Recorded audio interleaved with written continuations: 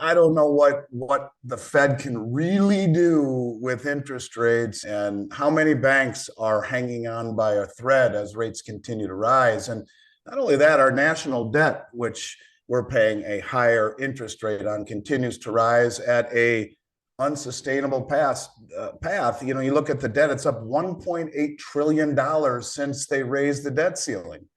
It took us 209 years to add the first 1.8 trillion in debt. We just added another 1.8 trillion in debt in 8 weeks. So how high can they continue to raise rates to combat inflation?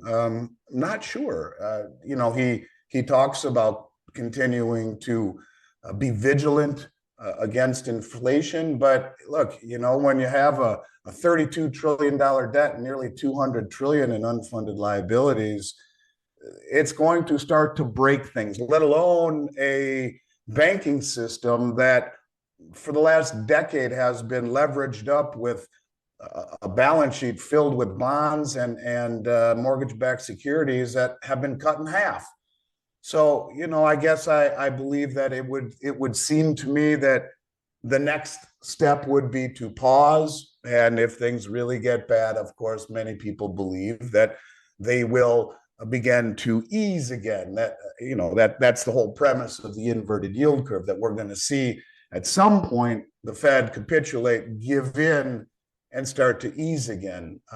That's what the smart money thinks. I don't know how it plays out, but you know, what the Fed really did wasn't much of anything. Another quarter point didn't do a whole lot other than put more stress in a banking system that really can't handle much more. And I wonder just how many of these banks are on life support. We got $100 billion, I think, in the short-term funding program, this emergency short-term funding program. But really the big one about, you know, that I would be focused on if I were the Fed is the commercial real estate. To me, it's a ticking time bomb. There's over 1.4 trillion in commercial real estate loans that mature this year and next, 70% of which is owned by the small banks and 61% of which is already delinquent. But what it's also doing, it's, you know, people are focusing on these regional banks, and they should for good reason.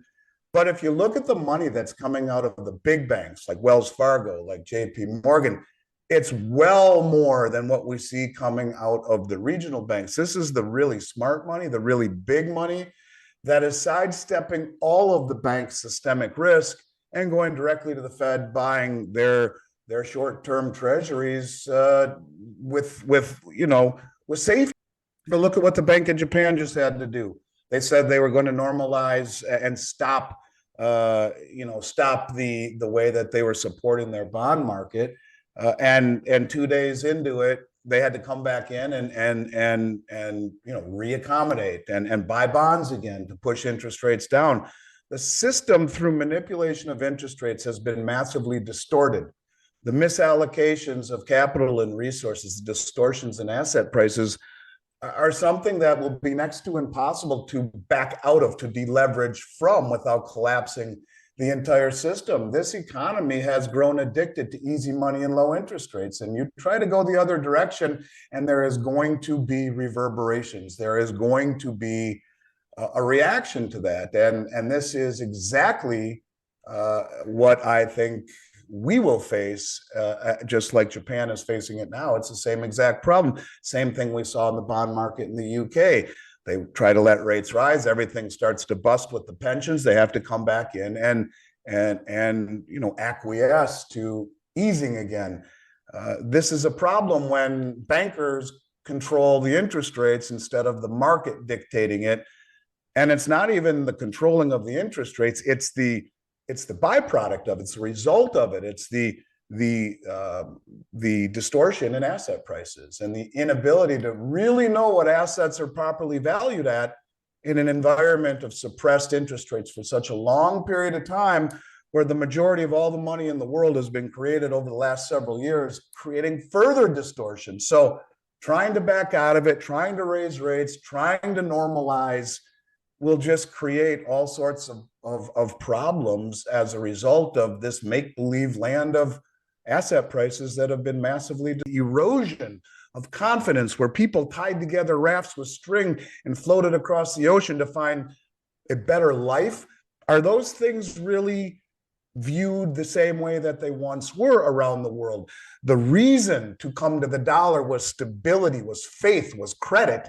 What credit do we have? We're 200 trillion in debt. The Federal Reserve is technically insolvent and continuing to become more insolvent by the day. And so when you talk about what it was that made this country what it is, I wonder, does the world look at things the same way that they once did? So, yeah, I think it is important. I think it's very important. And quite frankly, I think it's more important than the daily gyrations. But I will acquiesce and say, hey, they're relevant. We should talk about them too. But my focus is 2 miles down the road, knowing that eventually we get there. And when we do, what happens? And if you're not prepared, you're dead, period. That's the way I look at it. Right, wrong, or indifferent. I've stood by my thesis for 3 years. And yes, I say the same thing over and over and over again. But hey, to me, it bears beating people over the head with it. And, yeah, we can talk about silver. There's a massive silver whale on COMEX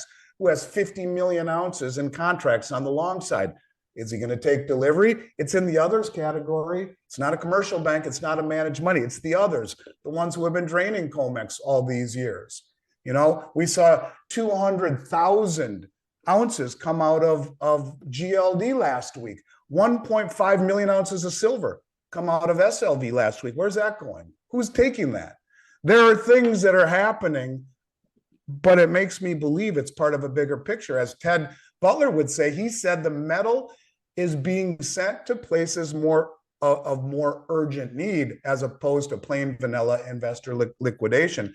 So yeah, all of these things fit into a bigger picture. And that, to me, is my fixation, I guess, right, wrong, or indifferent. Yeah, well, I hear you. Certainly a lot going on there. And we actually did have another interesting development. Fortunately, this one a bit more positive. We had the U.S. Mint finally increase the production of the American Eagles. And I was wondering if you could touch on that and how that actually will impact people now.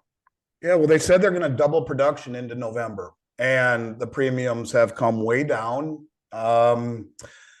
It's going to impact people in the respect that they'll be able to buy Silver Eagles for the first time in almost 4 years at a reasonable price.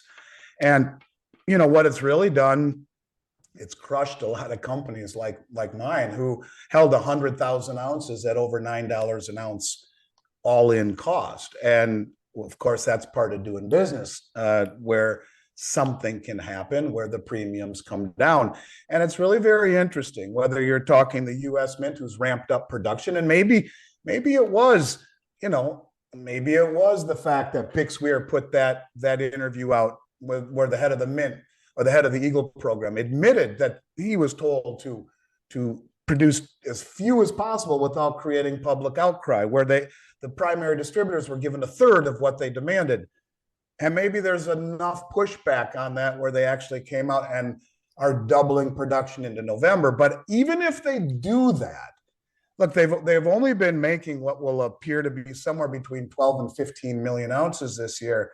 So if they double for 4 months, so add a million ounces, 2 million, it's not going to be a massive amount. But I will tell you that the premiums have collapsed, and they're reasonable now, and makes me think of accumulating them in 1 week.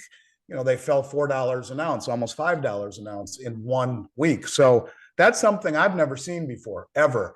And quite frankly, I don't know where they will stop, but it seems that the premiums across the board on everything else have pretty much leveled out and aren't going any lower. The Silver Eagle, I could see falling a little bit more. But even if you look at something like the 5-ounce, the America the Beautiful, the bid prices on those are north of $10, the bid prices.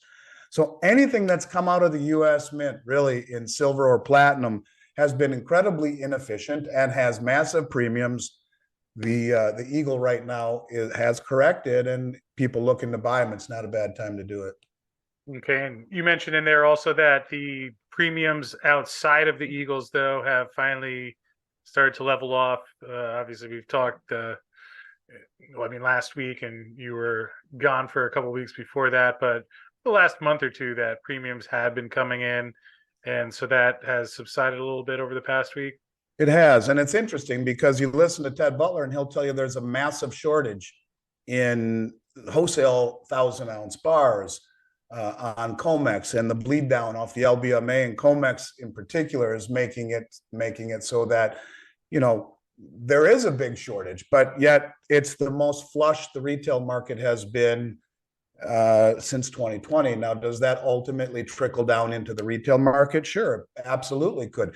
If the bank on Friday night, US Bank Heartland, had failed and been bailed in, as I expect we will see. Look, there's over $1 trillion worth of commercial real estate loans that have to be reset this year and next, 70% of which are owned by the regional banks. 60% are delinquent. What happens when some of these banks go upside down?